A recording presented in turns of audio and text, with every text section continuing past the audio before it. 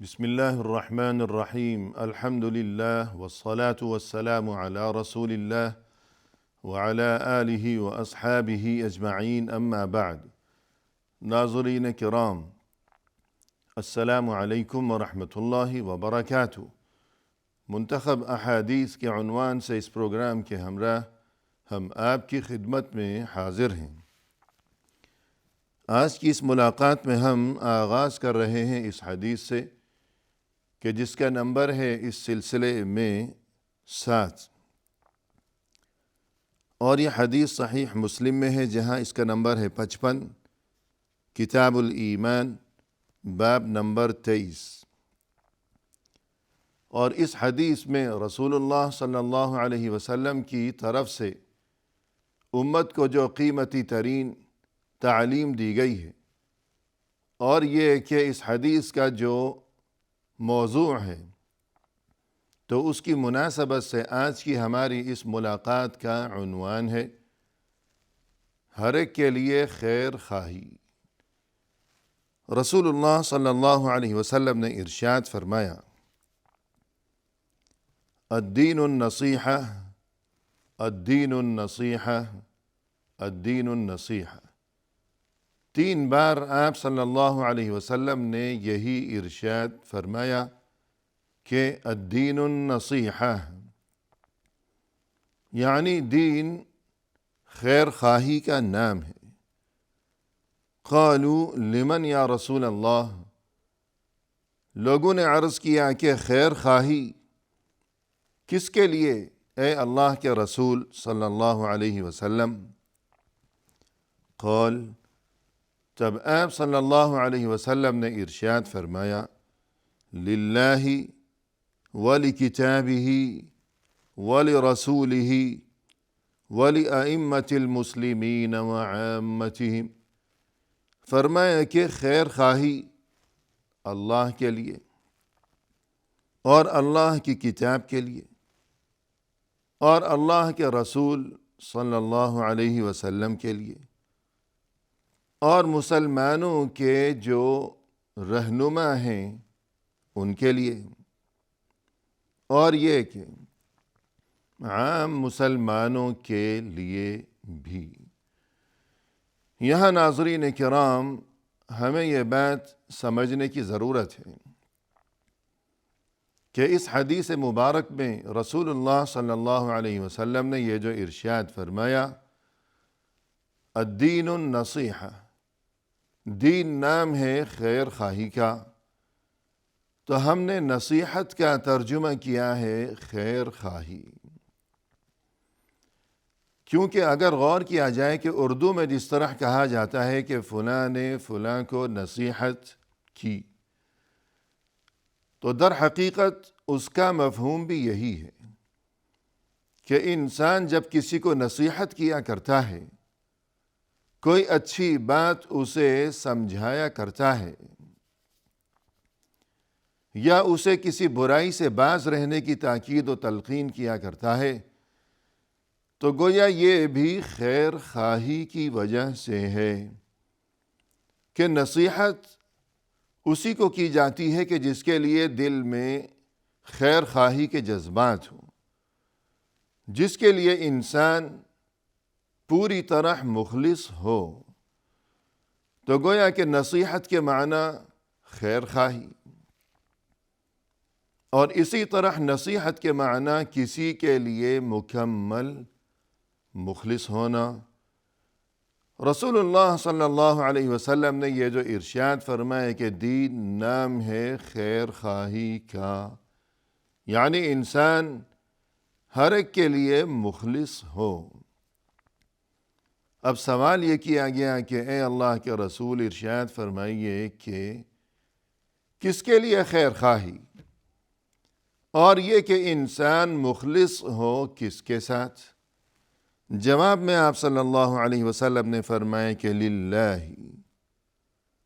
سب سے پہلی بات تو یہ ہے کہ مسلمان ہمیشہ اللہ کے ساتھ مخلص بن کر رہے۔ اللہ کے ساتھ مخلص، اس کا کیا مطلب ہے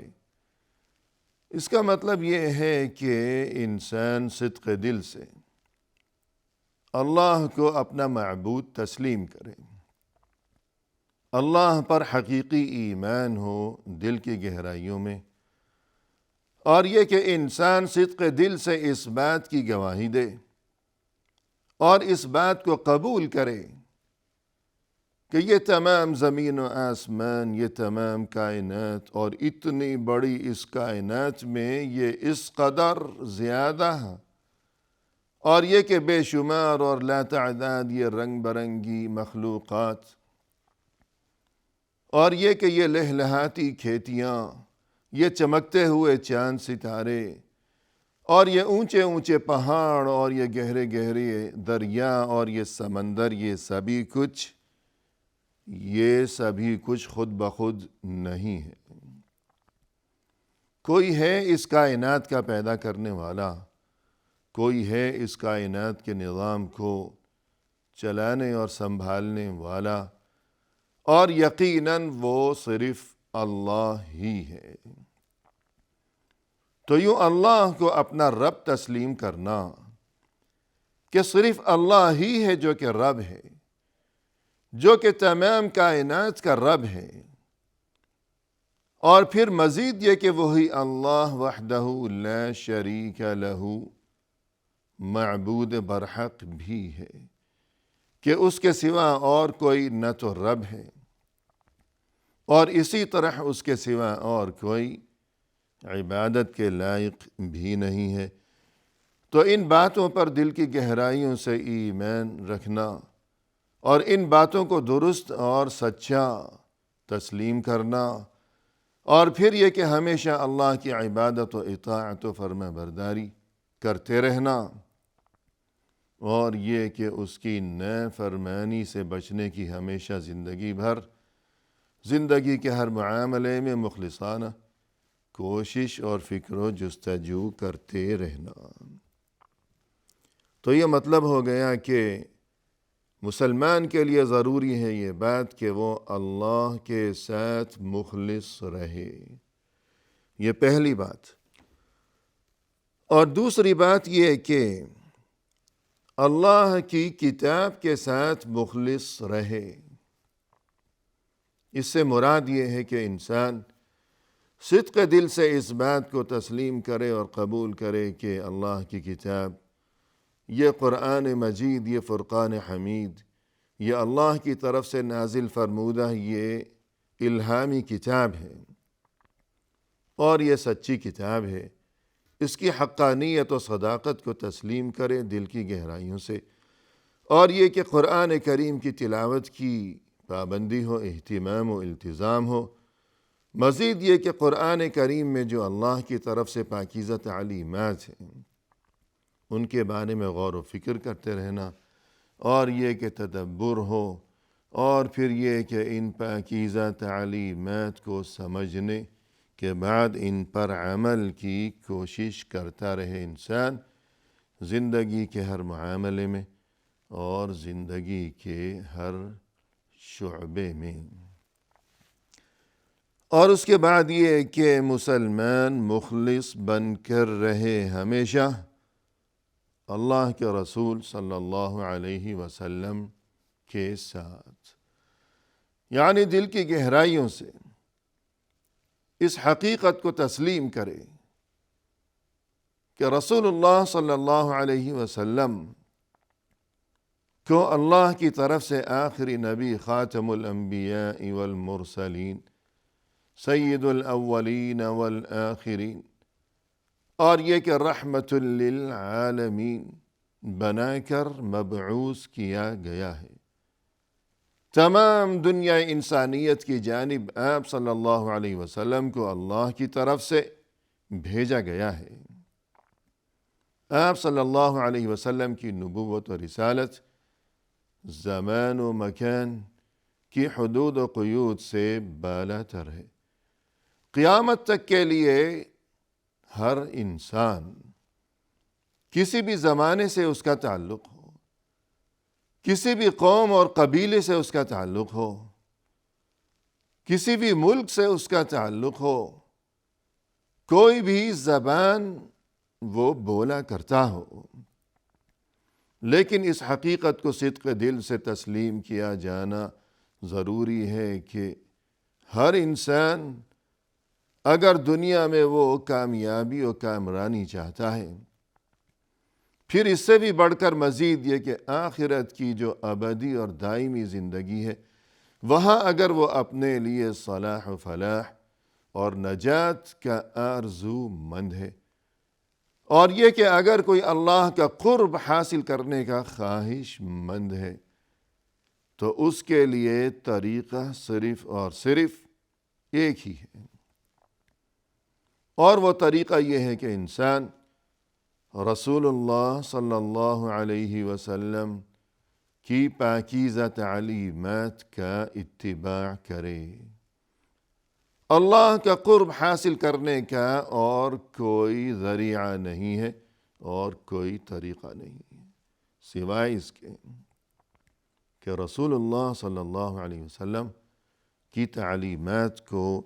اپنایا جائے۔ قرآن کریم میں اللہ سبحانہ وتعالی نے ارشاد فرمایا، قُلْ إِن كُنتُمْ تُحِبُّونَ اللَّهَ فَاتَّبِعُونِ،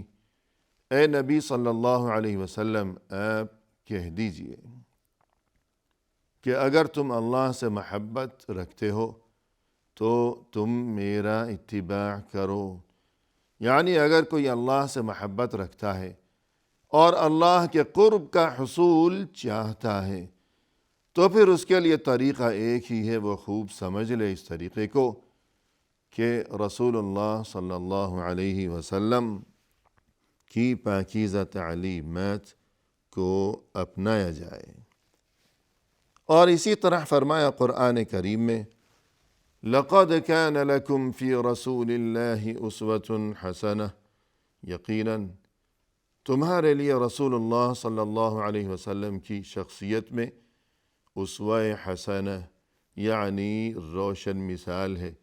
اور یہ کہ بہترین نمونہ ہے۔ تو زندگی کے ہر معاملے میں مسلمان کو چاہیے کہ وہ رسول اللہ صلی اللہ علیہ وسلم کی مبارک شخصیت کو، آپ کے مبارک اور پاکیزہ طور طریقوں کو، آپ کی حیات طیبہ کو اور آپ کی سیرت مبارکہ کو اپنے لیے مشعل راہ تصور کرے۔ قرآن کریم میں فرمایا، وَمَا آتَاكُمُ الرَّسُولُ فَخُذُوهُ وَمَا نَهَاكُمْ عَنْهُ فَانْتَهُوا، رسول صلی اللہ علیہ وسلم تمہیں جس چیز کا حکم دیں تم اسے اپنا لو، اور یہ کہ وہ تمہیں جس چیز سے منع کر دیں تو تم اس چیز سے باز رہو۔ اسی طرح فرمایا قرآن کریم میں، فَلْيَحْذَرِ الَّذِينَ يُخَالِفُونَ عَنْ أَمْرِهِ أَن تُصِيبَهُمْ فِتْنَةٌ أَوْ يُصِيبَهُمْ عَذَابٌ أَلِيمٌ، ڈرنا چاہیے ان لوگوں کو جو کہ رسول صلی اللہ علیہ وسلم کی تعلیمات سے روگردانی کیا کرتے ہیں، کہیں ایسا نہ ہو کہ وہ کسی بڑے فتنے کا شکار ہو جائیں، یا یہ کہ کوئی بڑا دردناک عذاب انہیں آ پہنچے۔ الغرض رسول اللہ صلی اللہ علیہ وسلم کے لیے ہم مخلص رہیں۔ تو اس کا طریقہ یہی ہے کہ آپ صلی اللہ علیہ وسلم کی تعلیمات پر دل و جان سے عمل کی مخلصانہ کوشش کرتے رہیں ہم ہمیشہ زندگی کے ہر معاملے میں۔ اور اس کے بعد فرمایا کہ لِأَئِمَّةِ الْمُسْلِمِينَ، مخلص رہے مسلمان ان لوگوں کے لیے کہ جو مسلمانوں کے رہنما ہیں، اپنے رہنماؤں کے ساتھ مسلمان ہمیشہ مخلص بن کر رہے۔ اور یہ جو رہنما ہیں، ائمہ کا لفظ استعمال کیا گیا جو کہ امام کی جمع ہے۔ امام کے معنی رہبر و رہنما، تو اس میں علماء بھی شامل ہیں، اور اس میں دنیاوی طور پر جو رہبر و رہنما ہیں یعنی فرما روا اور حکمران وہ بھی شامل ہیں۔ لہذا مسلمان کو چاہیے کہ معاشرے میں جو اہل علم ہیں، جو علماء ہیں، جنہیں اللہ نے علم کی نعمت سے مالا مال فرمایا ہے، جو دینی معاملات میں رہنمائی فراہم کرنے والی شخصیات ہیں، تو ہمیں چاہیے کہ ہم ہمیشہ دل و جان سے ان کی عزت کیا کریں، ان کا احترام کیا کریں، ان کی تعلیمات کو اور ان کی نصیحتوں کو سنا کریں اور قبول کیا کریں، اور اسی طرح دنیاوی طور پر جو رہنما ہیں یعنی فرما روا ہیں اور جو حکمران ہیں، ہم ان کی بھی عزت کیا کریں، ادب و احترام کا رویہ رکھا کریں، ان کے ساتھ مخلص بن کر رہیں اور ان کے لیے دعائے خیر کیا کریں، اور ان کی طرف سے جاری شدہ جو قوانین ہیں ہم ان کی پابندی کیا کریں، اور ان قوانین کی خلاف ورزی سے باز رہا کریں۔ اور اسی طرح عام مسلمانوں کے ساتھ ہم مخلص بن کر رہا کریں، یعنی ہمارے لیے ضروری ہے یہ بات کہ ہم کسی کا دل نہ دکھائیں، ہم کسی کو تکلیف نہ پہنچائیں، بلکہ ہمیشہ ہماری کوشش یہ رہنی چاہیے کہ ہمارے دلوں میں ہر ایک کے لیے عزت ہو، ادب و احترام ہو، جہاں تک ممکن ہو سکے ہم دوسروں کے کام آیا کریں، اور یہ کہ ہر ایک کے ساتھ ہمارا رویہ اور سلوک وہ ہمیشہ حسن اخلاق پر مبنی ہوا کرے۔ رسول اللہ صلی اللہ علیہ وسلم نے ارشاد فرمایا، لا یؤمن احدکم حتی یحب لأخیہ ما یحب لنفسہ، تم میں سے کوئی اس وقت تک مؤمن نہیں ہو سکتا تا وقت کہ وہ اپنے بھائی کے لیے بھی اسی چیز کو پسند نہ کرنے لگے کہ جس چیز کو وہ خود اپنے لیے پسند کیا کرتا ہے۔ اور فرمایا رسول اللہ صلی اللہ علیہ وسلم نے، من احب ان یزحزح عن النار ویدخل الجنہ فلتأتہ منیتہ وہو یؤمن باللہ والیوم الآخر ولیأت الی الناس الذی یحب ان یؤتى الیہ، تم میں سے جس کی یہ خواہش ہو کہ وہ جہنم کی آگ سے محفوظ رہے اور اسے جنت میں داخلہ نصیب ہو، تو اسے موت اس کیفیت میں آنی چاہیے کہ اس کے دل میں اللہ پر اور قیامت کے دن پر حقیقی ایمان ہو، اور یہ کہ وہ ہر ایک کے ساتھ ایسا ہی سلوک کیا کرے کہ جیسا سلوک وہ خود اپنے لیے پسند کیا کرتا ہے۔ اسی کے ساتھ محترم ناظرین، فی امان اللہ، وآخر دعوانا ان الحمد للہ رب العالمین۔